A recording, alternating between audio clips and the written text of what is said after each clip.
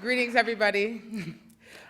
In discussing this with my family, and I have 4 children, so they constantly ask questions. What are you going to do? What are you going to say? They've reminded me that it's very important to start these conversations off in our Afro-Caribbean traditional ways of communicating with the broader community. So can I have a show of hands of people who are 65 and older? 70 older? So in between, so those people who are 65 and older, do I have your permission to continue on with this presentation? Do I have your permission to speak? Thank you. Now they're accountable if you don't like what I have to say.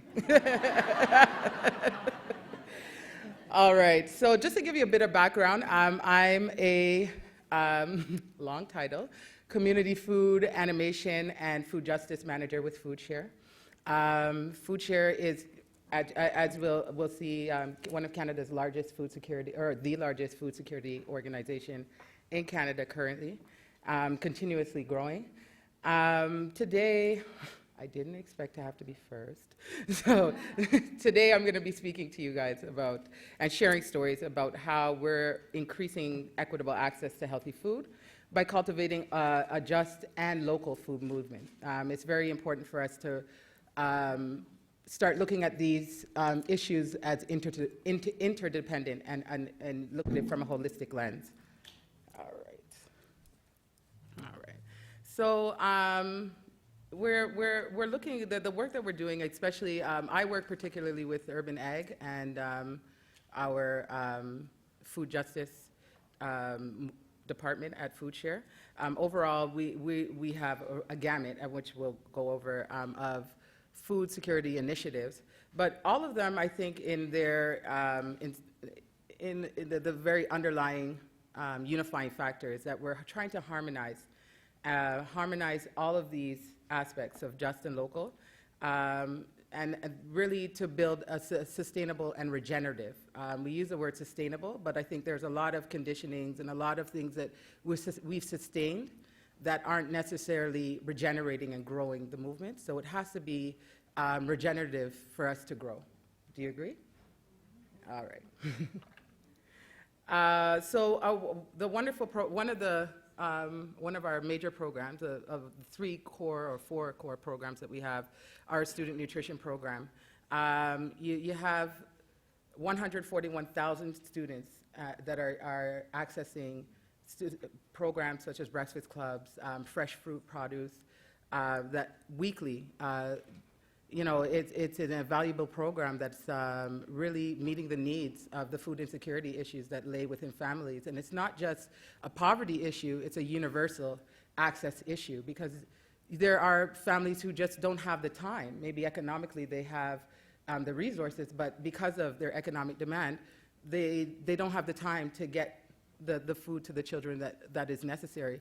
And so we have a wonderful department that creates all of these innovative programs around making food fun and making food an educational process where children become excited and want to learn more and consume more healthy food. So you can see here, just looking at the colorful plates, it provides, a wonderful, wonderful learning resource for children as they grow, because education, and especially in schools, is not just about the academic, but it's a social and a cultural experience, and this is the best environment for us to really implement the new food movement of tomorrow. So this is our wonderful warehouse. We have volunteers that come in from all over the city, different organizations, different corporations that spend their time helping us get out over 5,000 boxes, good food boxes, to our local consumers. It's affordable, it's fresh. We have, again, let's just take a look, sorry. I keep looking up there even though it's here, sorry. Here's Morty, our markets coordinator. This program is developed to provide an accessible and affordable access to fresh and healthy food. And this program is so wonderful because you have choices. My father has MS. He's a single man living downtown in a lower income community, and he's able to access a good food box that is appropriate for his medical and his living condition. And I think this is just phenomenal. The food's cut up, it's bite-sized. He just needs to reach into the box. If anybody knows what it's like to live with MS, he's at a stage where even holding a fork, he has to have a huge rubber tool to feed himself. And programs like this allow people to still feel the human element in consuming food, which is a daily necessity. This is also a picture here, our Good Food Market. So this is a new program that we rolled out this year in partnership with various community partners around the city, the Food Strategy, Catherine Ma with the CAMH and University of Toronto, the Local Food Policy Council. And this is an attempt to mirror a program that we were inspired by in Chicago, Fresh Moves. Is anybody familiar with Fresh Moves? So in a nutshell, what it is a TTC bus, or a metro bus in Chicago, that has been retrofitted to bring a mobile market into communities. Because the reality is that though we have our farmers markets, we have our good food markets that are community development tools in low-income communities to help the residents get involved with their local food movement. There are people who are isolated because of physical barriers, because of social barriers that still need an additional tool or resource to access food. So this is a market. If you look closely at the side, it's a table that drops down, and we bring the market right up into the community. So it really changes depending on the community that we go to. It could be at an apartment building where we could pull right up into the cul-de-sac of the apartment building. People just need to come down, purchase what they like, and go back upstairs. And it's really, I think, our job as a collective food movement to continue to come up with innovative ways that we could reach the broader community. So this is one of the outstanding ways that we're working with our community partners to get increased food access. So this is just a pie chart showing what in 2011, what we purchased to put towards our good food boxes. So these boxes are 12 months a year, all year round. It's a $2.5 million social enterprise that is broken up in this way. So we have 34% is local, so local farmers, and the reality is looking at our growing seasons and so on and so forth, we have a strong partnership with the food terminal as well. And every day that 34% is growing. I'm sure when we look at 2012, you'll see a great and a wonderful increase. But the reality is that if we are growing a just system and looking at the melange of people that we have, especially in Toronto being predominantly a community of people of color, we're now the majority in Toronto, people are coming with cultural traditions, and there needs to be space at the table where people can still enjoy and have access to their culturally and culturally appropriate food. So this is another slide here of our Good Food Box program again being assembled. This is a food terminal where we have, again, that wonderful relationship where we can purchase the food that we pack in our Good Food Boxes and get it out and make sure that what the people want. The wonderful thing, actually, going back to mobile vending, is we have a dynamic coordinator, Afua Asantewa, and she really catches the pulse of the community, and she tries her hardest to make sure that though we have core food that we have in the box all the time, or in the markets at all times, she's really trying her best to reach out and look at what are the things that we wouldn't see at a traditional market. We have a community in northwest Toronto, predominantly South Asian. So our apples, grapes, and potatoes, potatoes they like, or maybe, apples, grapes, and, lettuce, necessarily what they want. Are they looking for okra? Are they looking for yams? Are they looking for, breadfruit? And are these things accessible? And how are we being fair in increasing the access? So she's really working on creating a balance through our partnership at the food terminal, so that, again, we're increasing not just food access, but equitable, healthy, and culturally appropriate food access.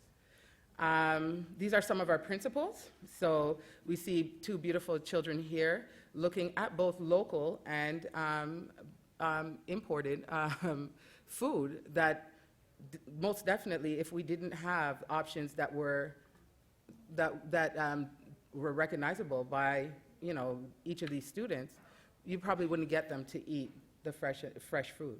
So we have to make sure that it's always delicious, healthy, affordable, of course, culturally appropriate, local and seasonal wherever is possible, and organic if it's the same price. And we still do make an effort, even if it's not, to really push and nurture the organic movement. And also, I think, fair trade, which I think really should be at the top, but fair trade, that it's an equitably exchanged. These are some of the local farmers that, these are some of the local farmers that we support. So you could take a look. We have Fennings, the Certified Local Sustainable, the Harvest Collection, and Everdale, which is an extremely important partner. We've actually moved into a new partnership with them, and I've been told I have 2 minutes, so I'm going to click through. You see our executive director here and our director of social enterprise, Zara Parvinian. So Debbie Field, our executive director, and Zara Parvinian here. And you can look there, the numbers, are the bottom line for some people, and we're purchasing well over $100,000 from this particular grower each year. This is another food market slide, and why I brought up Everdale, I'm going to stick a pin in Everdale and get back to them, but this is our food family here at FoodShare. So we have 60 staff now. It's amazing. All of these people pulled together to really dynamically impact not just Toronto, but I mean, we're here in Edmonton, and we're all over Canada, really helping to support and nurture, a positive food movement. And I'm very personally honored to work with them. I left this slide in here, the Good Food Cafe, because I think it's important that we support good food and healthy choices in our local food cafeterias. So we have a Good Food Cafe that feeds not only the school that was recently at our school, but our staff, and they've continued, as the school has moved out into a new space, to cater to that school. We also cater and have a social enterprise through this cafe to many events across the city. I'm going quick. So this is another community kitchen. We have Jesus. We have Leonard here. Leonard is our First Nations. He runs a First Nations community kitchen. Again, showing how our movement is not just local and Sybil Pinnock here, but it's also just. Some more food salads. So this is my baby here. Food animation, food justice. So you see here Mike here, our compost manager. We strongly believe that food is a nonstop cycle. There is no waste, it's just compost. So the compost is black gold that helps us, fertilize the next set of crops. Here you see food being grown. So this flower here is actually a dasheen root.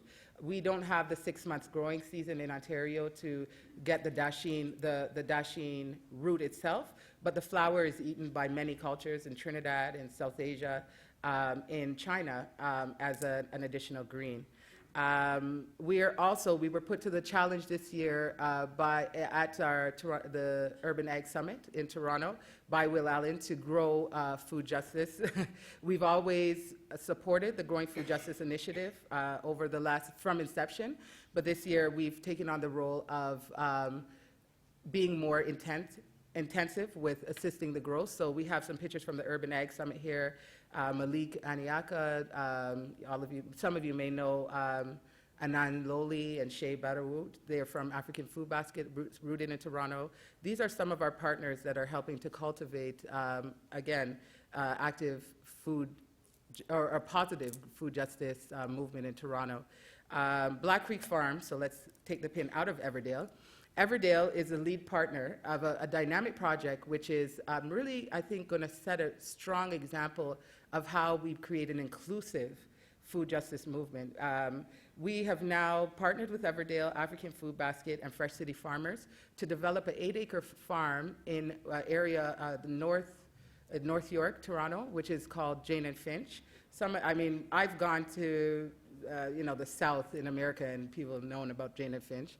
But Jane and Finch is a historically marginalized community in Toronto, where it's a large newcomer population, large community of people of color, and a lot of programming dollars go into this community. However, unfortunately, through a lot of the consultations we've done, the community members have not felt that they've been impacted by those resources. So Everdale has made, forged this partnership with us, African Food Basket, and Fresh City Farmers, to build a farm that in 5 years will be ran by the community members that live in the farm. And we've been making every effort to make sure that the university, York University, and all of the local community partners are on board to help this transition happen. So you see here the Minister of Agriculture here digging in our first dig-in this last month.